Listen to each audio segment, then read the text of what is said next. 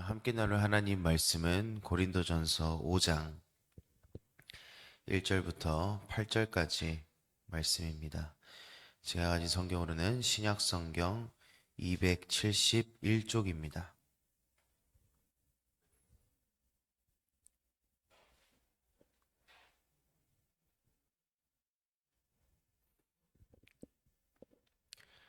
고린도전서 5장 1절부터 8절까지 말씀입니다. 한 절씩 교독하도록 하겠습니다. 너희 중에 심지어 음행이 있다함을 들으니 그런 음행은 이방인 중에서도 없는 것이라 누가 그 아버지의 아내를 취하였다 하는도다.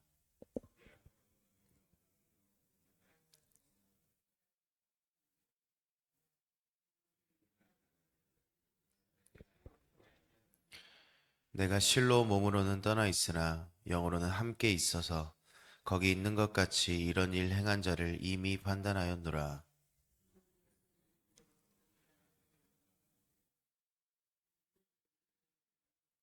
이런 자를 사탄에게 내주었으니 이는 육신은 멸하고 영은 주 예수의 날에 구원을 받게 하려 함이라.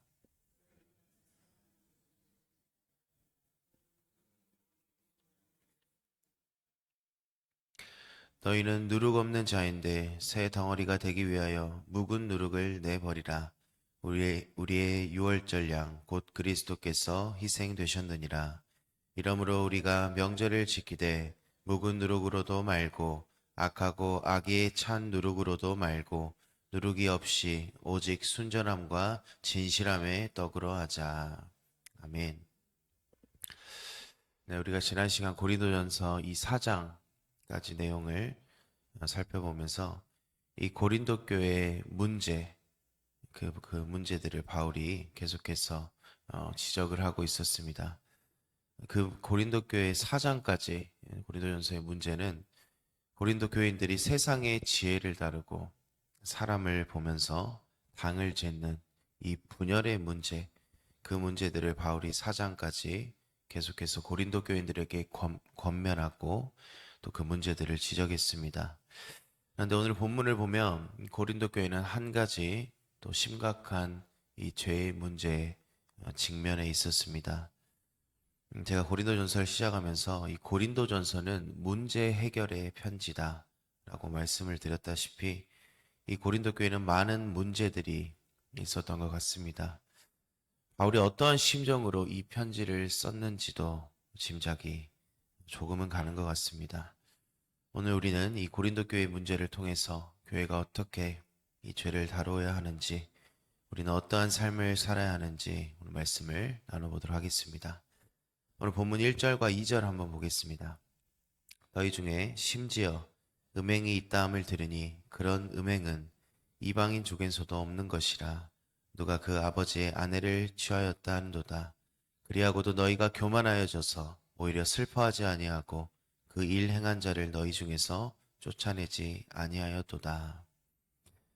여기서 바울이 말하는 음행이라는 것은 뒤에 설명을 보면 아버지의 아내를 취한 것입니다. 그런데 이 아버지의 아내라는 것은 다른 말로 표현하면 무엇입니까? 엄마입니다, 엄마. 그런데 왜 바울이 엄마를 취하였다라고 하지 않고 아버지의 아내라는 표현을 했을까요? 이것은 새엄마, 계모를 의미합니다. 그런데 여기서 취하였다라는 것은 어떠한 성적인 타락의 표현으로도 볼 수 있지만 우리가 조금 더 자세하게 이 바울의 의도를 살펴본다면 이 헬라어 원어에서 이 취하였다라는 것은 부정사를 사용을 합니다. 그런데 그 부정사의 의미가 한두 번 취한 것이 아니고 지속적인 의미를 가지고 있습니다. 이것은 아버지가 죽었을 때 그 아들이 이 새 엄마를 아내로 취하였음을 의미합니다.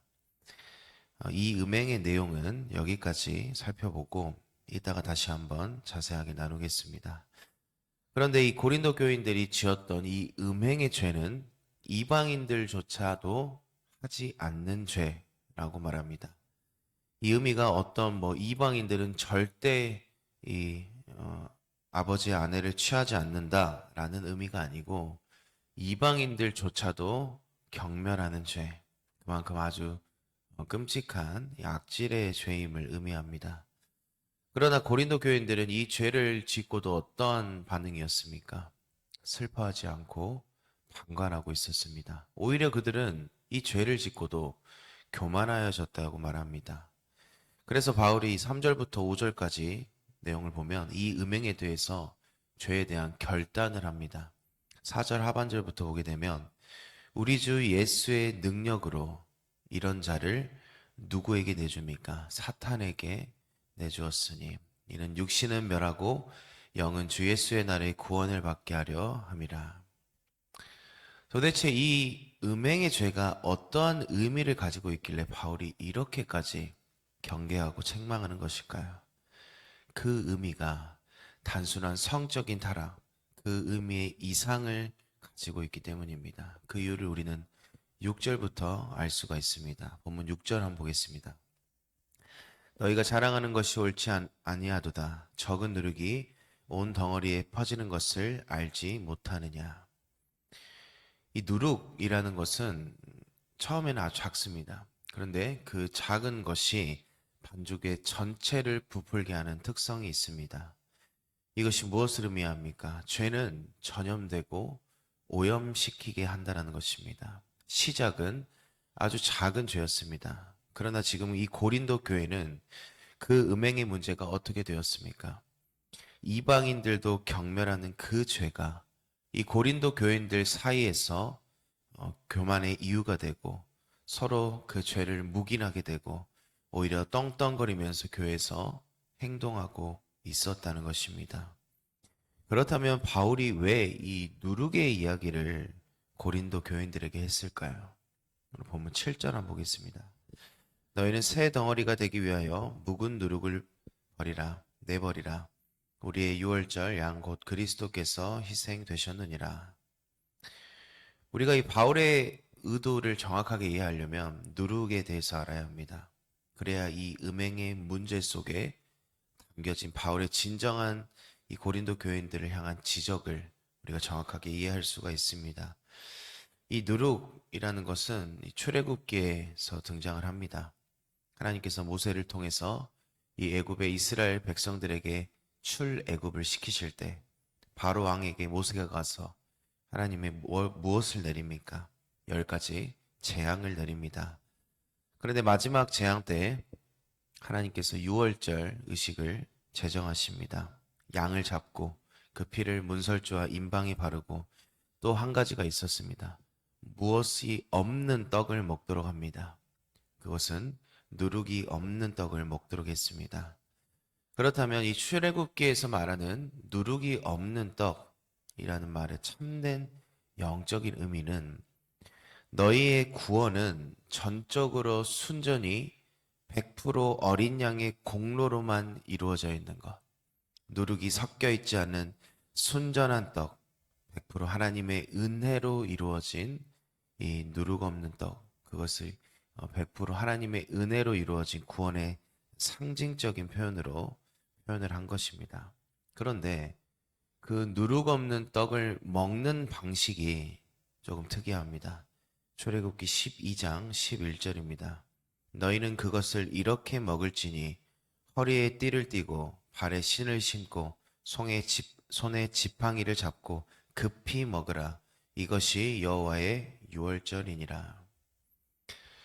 이 하나님께서 누룩 없는 떡, 무교봉이죠. 그것을 먹는 방법이 어떠해 보입니까?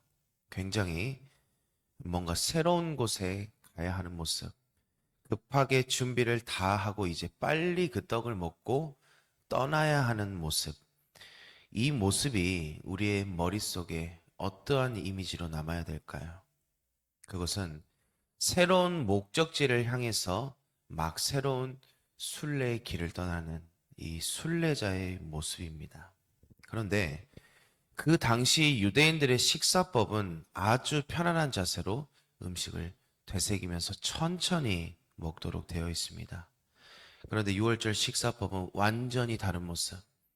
빠르고 준비를 다 하고 당장이라도 새로운 길을 가려는 그런 모습으로 하나님께서는 이 누룩 없는 떡을 이스라엘 백성들에게 먹게 하셨습니다. 그렇다면 이 속에 담겨져 있는 영적인 뜻은 무엇입니까? 이제 어린 양의 전적인 구속의 피 흘림으로 구원함을 얻었고 그 은혜로 그리스도 안에서 새로운 피조물이 되어서 이제는 하나님께서 약속하신 그 약속의 땅으로 가는 새로운 목적지를 향하여 떠나는 이스라엘, 새로운 공동체. 그러니까 교회는 이미 출애굽 그때부터 누구의 신부입니까? 어린 양의 신부가 되는 것입니다. 고린도후서 11장 2절입니다. 내가 하나님의 열심으로 너희를 위하여 열심을 내노니 내가 너희를 정결한 처녀로 한 남편인 그리스도께 드리려고 중매하였습니다. 바울은 이 교회를 정결한 처녀의 비유로 합니다. 그리스도께 드려지는 신부로 말합니다. 그렇다면 신부의 가장 고결한 가치, 신부로서 가장 고결한 가치는 무엇입니까? 그것은 신랑에 대한 전적인 순결입니다. 그렇다면 우리가 이 내용을 가지고 한번 다시 고린도전서 이 5장의 말씀을 보게 되면 고린도 교회는 그럼 무엇입니까? 그리스도의 신부가 된 교회. 그런데 그 그리스도의 신부인 교회 안에서 이 단순히 지금 음행의 사건이 벌어진 게 아니라 이방인들도 끔찍하게 여기는 이 음행의 사건이 벌어지는데 그 내용이 무엇입니까? 아버지의 아내를 취하는 그런 일들. 그런데 더 심각한 문제는 이것이 그 교회 안에서 용납이 되고 있는 분위기라는 것입니다. 그렇다면 왜 도대체 이 고린도 교인들은 이 죄의 문제, 이 음행의 문제를 그들끼리 서로 묵인하고 쉬쉬하는 분위기였을까요? 이들이 어떠한 도덕성이 유난히 낮아서 이게 죄인 줄 모르고 그랬을까요? 왜 이런 것들을 교회 안에서 용납을 했냐라는 것입니다. 처음에 말씀드렸던 이 아버지의 아내를 취하는 이 음행의 문제, 이제 좀 자세하게 한번 나눠보겠습니다. 그 당시에 아버지가 첩이나 또 새 아내를 맞이하려면 어느 정도 이 여러 명의 아내를 두려면 재력이 있어야 합니다. 또 한 방법은 아버지가 돌아가시고 나서 새어머니를 얻는 것. 그런데 그 당시의 상속법이 자녀에게 재산이 돌아가질 않습니다. 아버지가 새 아내나 첩을 뒀다면 그 부인에게 재산이 다 돌아가게 됩니다. 그래서 어떤 일들이 그 당시 벌어지냐면 아들이 그 재산을 빼앗기지 않기 위해서 그 어머니와 살게 되는 것입니다. 이것이 아버지의 아내를 취했다라는 것의 의미입니다. 이런 일들이 지금 고린도 교인들 사이에서 벌어지고 있었다는 것입니다. 그런데 이런 일들이 벌어졌다는 것은 결국엔 이 사람들에게 무엇이 있었다는 것입니까? 돈이 있었다는 것입니다. 이 고린도 교인들의 음행의 문제는 단순 어떠한 성적인 타락의 문제를 넘어서서 결국에는 이 음행의 문제가 성적인 문제 그리고 물질적인 문제 그 둘의 공통점은 죄의 가장 첫째 되는 원인 탐욕과 탐심의 문제라는 것입니다.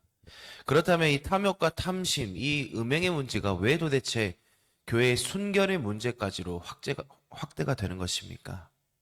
교회의 순결이란 건 결국에 무엇입니까?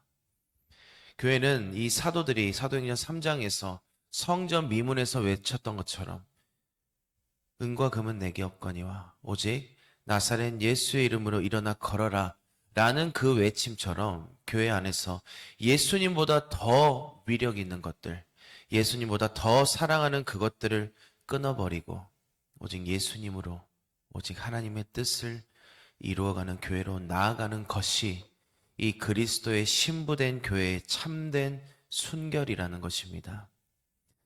8절 한번 계속해서 보겠습니다. 이러므로 우리가 명절을 지키되 묵은 누룩으로도 말고 악하고 악에 찬 누룩으로도 말고 누룩이 없이 오직 순전함과 진실함의 떡으로 하자. 어떠한 모습의 누룩도 허용이 되지 않습니다. 오직 누룩이 없는 순결한 것, 진실한 떡이어야 합니다. 우리의 구원에는 어떠한 것도 허용이 되지 않는다는 것입니다. 오직 하나님의 은혜, 하나님의 주권으로 우리는 구원을 받습니다. 오늘 본문에서 이 바울이 말하는 순결, 바울이 기도하는, 바울이 원하는 이 고린도 교회는 다른 것이 아닙니다.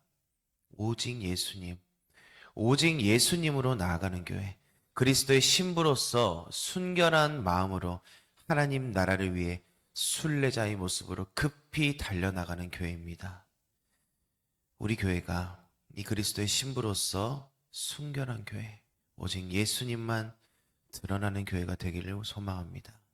하나님의 뜻이 온전하게 이루어지는 교회가 되기를 소망합니다. 그리하여서 하나님께서 원하시는 교회, 하나님께서 원하시는 신부된 교회, 순전하고 진실한 교회가 되기를 소망합니다. 함께 기도하겠습니다. 거룩하신 하나님, 우리를 그리스도의 신부로 불러주시고 거룩한 삶으로 인도하시니 너무나도 감사합니다. 우리의 삶이 이 죄의 누룩을 버리고 순결한 마음으로 주님만 따르도록 주님 우리와 함께하여 주시옵소서. 우리 교회가 오직 예수님만 드러나며 하나님의 뜻을 이루어가는 순례의 사명을 감당해 나가는 귀한 공동체 되도록 주님 함께하여 주시옵소서. 다시 오실 예수님 이름으로 기도드리옵나이다. 아멘.